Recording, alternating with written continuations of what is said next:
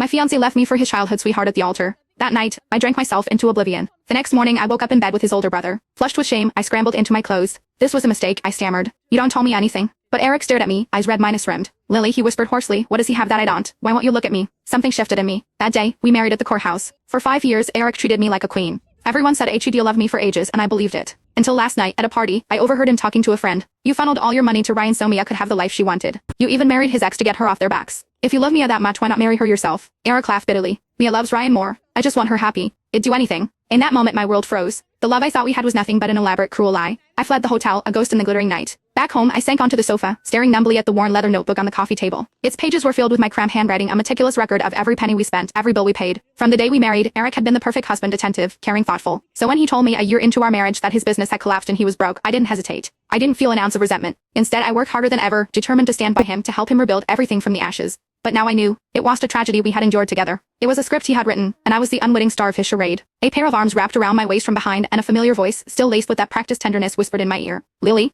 What are you doing? I took a deep breath, snapping the notebook shut. Just going over the budget, I said, my voice carefully neutral. A flicker of a frown crossed Eric's face before it vanished, replaced by his usual look of weary affection. You're exhausting yourself, he murmured, shaking his head. I keep telling you, you don't have to work so hard. What's the point of having a husband if you do everything yourself? His hand came up to cut my cheek, his eyes swimming with a counterfeit sympathy that was almost convincing. You should get out more, he continued softly. See the world. Be more free-spirited. Like Mia. I used to melt when he said things like that, thinking he genuinely cared about my happiness. After all, before him I was a woman who dreamed of passports filled with stamps and horizons without end. Now, his words were just acid in an open wound. This wasn't concern. It was a comparison, and I was the one who came up short. He was telling me I wasn't enough because I wasn't her. He had no idea. HED never seen the chaotic frenzy of the 5 a.m. fish market, never fought through the crowds for a supermarket sale. He had no concept of how the relentless grind of keeping a home, of stretching every dollar, had worn my dreams down to dust. The world he wanted me to see was a luxury I couldn't afford, all because I was the life he was funding for his brother and the woman he truly loved. I clenched my fists, forcing a placid expression onto my face. Did you forget? I asked, looking up at him. Today is an important day. Eric's brow furrowed in concentration. He searched his memory for a long moment, and then a look of realization dawned on his face. My heart gave a pathetic little leap. He remembered. He remembered our anniversary. But in the next second his gaze slid past me as he pulled out his phone. Right,